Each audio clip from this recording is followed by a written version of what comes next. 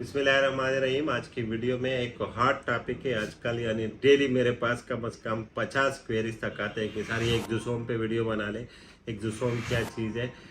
Exosome पे मैं पहले भी वीडियो बना चुका हूँ। इवन यूट्यूब पे अगर आप सर्च कर ले एक्सोसोम डॉक्टर हबीब लिख दे तो उस वीडियो में मैंने अपने आप को किया है। तकरीबन 1 साल पुरानी वीडियो होगी। एक्सोसोम जो है ना, एक ब्रेक थ्रू ट्रीटमेंट है हेयर फॉल के लिए। एक्सोसोम क्या चीज़ है? ये स्टेम सेल से डिराइव्ड है। इसमें ये होता है कि आपसे ब्लड नहीं लेते, ये बाहर से एक इंजेक्शन में आता है एक्सोसोम, जिसमें स्टेम सेल्स का एडवांस वर्जन है। इसको आप समझ सकते हो।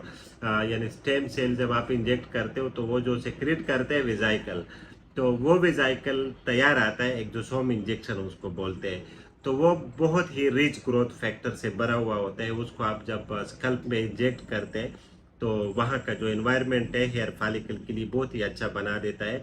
वहाँ पे जो डरमेंट हेयर फॉलिकल होते हैं, जो ग्रोथ नहीं करते, जो कमज़ोर हेयर फॉलिकल होते हैं, उसका ग्रोथ शुरू कर देते हैं एक्सोसोम।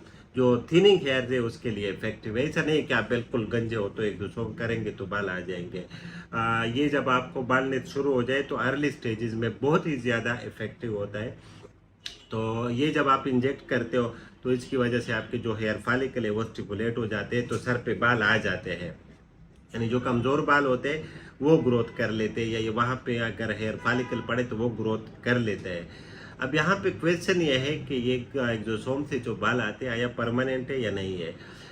ये चूंकि अभी नया ट्रीटमेंट है, इसके लॉन्ग टर्म इफेक्ट का मुझे पता नहीं है कि ये बाल हमेशा के लिए रहेंगे या नहीं रहेंगे। लेकिन इसके लिए क्या करते हैं कि एक्सोसोम से जो बाल आ जाए फिर बाद में उसको मेडिसन यानी मिनॉक्सिडिल फिर स्टेरॉइड वगैरह आप लेंगे तो उसको आप मेंटेन कर सकेंगे।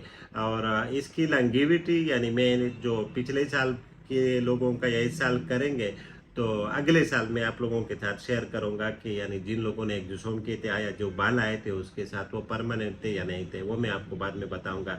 लेकिन ये चीज़ याद रखो कि एक्सोसोम अभी एफडीए अप्रूव्ड नहीं है, ये अभी ट्रायल्स में है।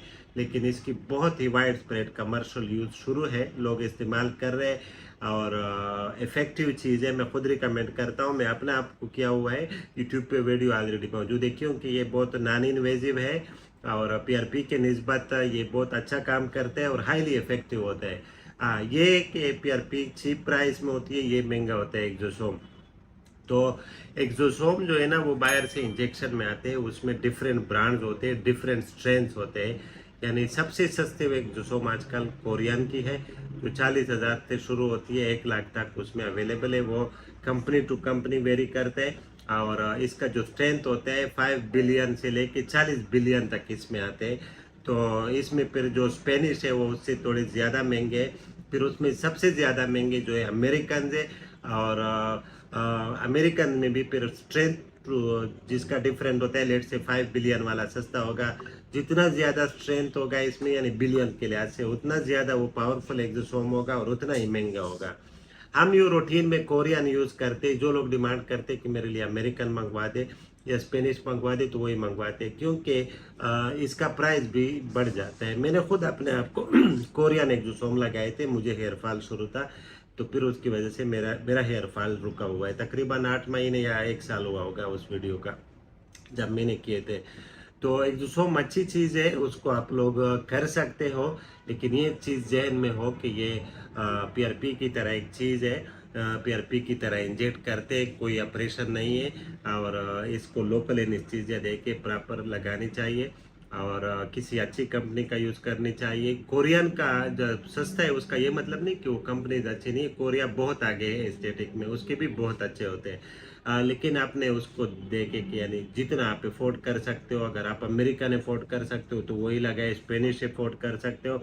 जितने स्ट्रेंथ वाला 5 बिलियन टू 40 बिलियन इसमें आते हैं। यानी इसमें जो एक्सोसोम की स्ट्रेंथ होती है जिस तरह टेबलेट में होती है मिलीग्राम के हिसाब से होती है, इसी तरह एक्सोसोम बिलियंस के हिसाब से आती है इसमें।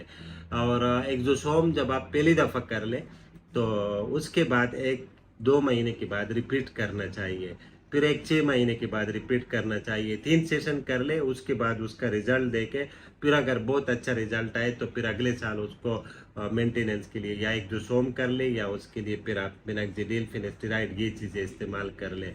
और मिनॉक्सिडिल एक्सोसोम के लिए इस तरह कोई इशू नहीं, कोई भी कर सकता है। अगर आपके बाल गिर रहे हैं या आपको बालों की थिनिंग है, बाल है लेकिन थिन हो चुके हैं, या आपने हेयर ट्रांसप्लांट किया हुआ है और आपका जो ट्रांसप्लांटेड बाल है वो कमज़ोर हो रहे हैं, उसके लिए भी बहुत इफेक्टिव है। आपके सर में जो डेंड्रफ वगैरह है पहले उसको ट्रीट कर ले, या कोई दाने वाने वो ट्रीट करके फिर उसके बाद एक्सोसोम करनी चाहिए। शुगर के मरीज, ब्लड प्रेशर के मरीज भी कर सकते हैं। शुगर के मरीजों के लिए ये है कि वो शुगर थोड़ा कंट्रोल करके फिर एक्सोसोम कर ले। एक्सोसोम एक नया ट्रीटमेंट है, ये अंडर ट्रायल है, FDA अप्रूव्ड नहीं है और इफेक्टिव ट्रीटमेंट है हेयर फॉल के लिए। Thank you for watching. अल्लाह हाफिज़।